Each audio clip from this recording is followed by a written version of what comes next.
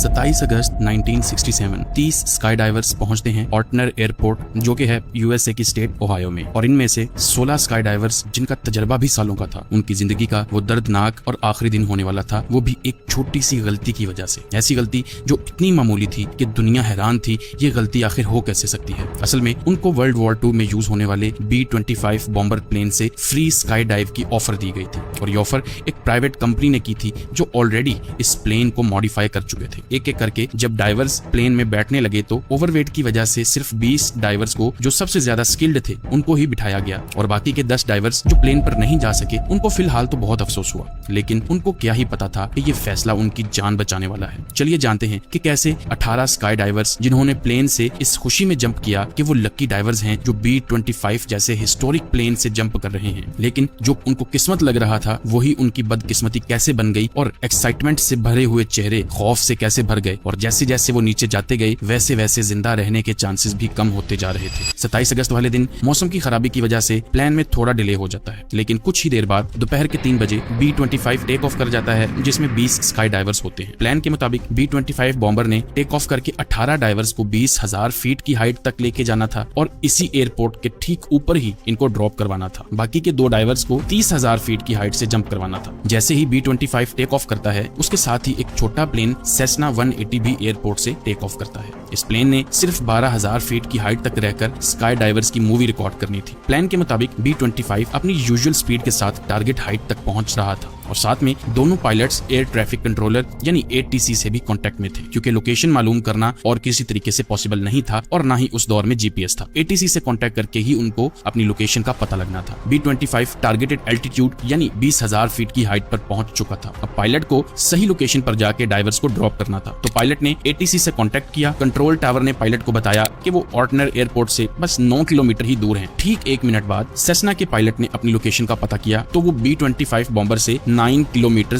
दूर था और टारगेट पॉइंट से 18 किलोमीटर दूर था।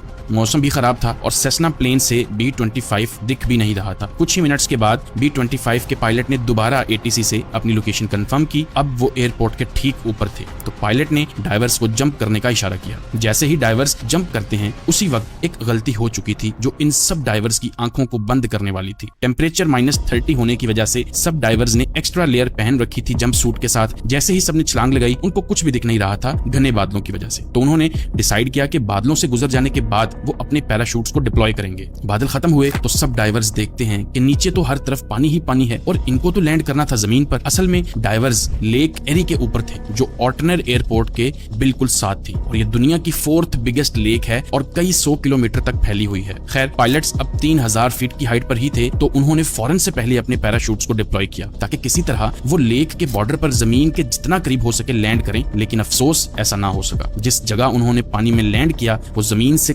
कम भी 10 किलोमीटर दूर थी। उनका ख्याल था कि वो पानी में लैंड करने के बाद फौरन अपनी हार्नेस से निकलेंगे और तैरते हुए मदद का इंतजार करेंगे। बदकिस्मती से गर्म कपड़ों की जो लेयर उन्होंने पहन रखी थी उसका वजन ही इतना ज्यादा था कि वो तैर तक ना सके। सिर्फ 2 डाइवर्स ने पानी में गिरने से पहले ही अपने जूते और फालतू चीजें उतार ली, जिससे वो तैरते रहे जब तक उन्हें रेस्क्यू नहीं कर लिया गया। बाकी के 16 डाइवर्स की तो बॉडीज रिकवर करने में ही कई दिन लग गए। इस हादसे ने पूरी दुनिया को हिला दिया और फिर शुरू हुई इन्वेस्टिगेशन कि आखिर किसकी गलती की वजह से इतने लोगों को अपनी जान से हाथ धोना पड़ा। ATC का कहना था कि जब B-25 ने डाइवर्स को ड्रॉप किया उस टाइम वो लेक एरी से 10 किलोमीटर दूर एयरपोर्ट के बिल्कुल ऊपर थे और कहने लगे तेज हवाओं की वजह से स्काई डाइवर्स ड्रिफ्ट होकर लेक एरी में जा पहुंचे। ये भी हो सकता था कि वाकई ही स्काई डाइवर्स ड्रिफ्ट होकर लेक के ऊपर गए हों, लेकिन अगर 1 सेकंड के लिए बात मान भी लें तो इसका मतलब ये हुआ कि हवाओं ने स्काई डाइवर्स को टोटल 20 किलोमीटर ड्रिफ्ट किया था, 10 किलोमीटर ऑर्टनर एयरपोर्ट से और फिर 10 किलोमीटर मजीद लेक के अंदर। एक्सपर्ट्स ने उस दिन की हवा की स्पीड और डाइविंग की ऊंचाई से कैलकुलेशन की तो पता चला कि डाइवर्स ज्यादा से ज्यादा 5 किलोमीटर तक ड्रिफ्ट कर सकते थे। यानी ATC के बयान में कुछ ना कुछ गड़बड़ जरूर थी। ये तो था ATC का क्लेम, लेकिन B-25 और सेसना प्लेन के पायलट्स का कहना था कि हमें हमारी लोकेशन ही गलत बताई गई थी। आखिरकार इन्वेस्टिगेशन में ये बात निकल कर आई कि जिस वक्त दोनों पायलट्स ने ATC से अपनी लोकेशन पूछी थी उसी वक्त कंट्रोल रूम में कंट्रोलर्स की शिफ्ट चेंज हुई और दूसरे कंट्रोलर ने B-25 को जो लोकेशन बताई थी वो असल में सेसना की लोकेशन थी। यानी जब B-25 के पायलट को ये बताया गया गया कि वो ऑर्टनर एयरपोर्ट पर है, असल में उस वक्त सेसना 180 एयरपोर्ट के ऊपर था और B-25 लेक के ऊपर। इसके अलावा डाइवर्स और पायलट्स से भी ये गलती हुई कि उन्होंने एविएशन के लॉज के खिलाफ जाकर टारगेट को देखे बिना जंप किया। फिर 16 पायलट्स की याद में अगले 2 सालों तक जितने भी दूसरे स्काई डाइवर्स थे खुद को जानबूझकर इस लेक में लैंड करवाते रहे। 1972 में कोर्ट ने फेडरल एविएशन अथॉरिटी को इन 16 डाइवर्स की मौत का जिम्मेदार ठहराया और B-25 के पायलट का लाइसेंस हमेशा हमेशा के लिए कैंसिल कर दिया। इसके अलावा स्काई डाइवर्स के लिए ये रूल बना दिया गया कि वो किसी भी वाटर बॉडी से कम 50 किलोमीटर दूर ही जंप कर सकेंगे। उम्मीद है आपको ये वीडियो पसंद आई होगी। ऐसी ही वीडियोस अगर देखना चाहते हैं तो हमारे चैनल को सब्सक्राइब कर लीजिए। मिलते हैं अगली वीडियो में। अल्लाह हाफिज।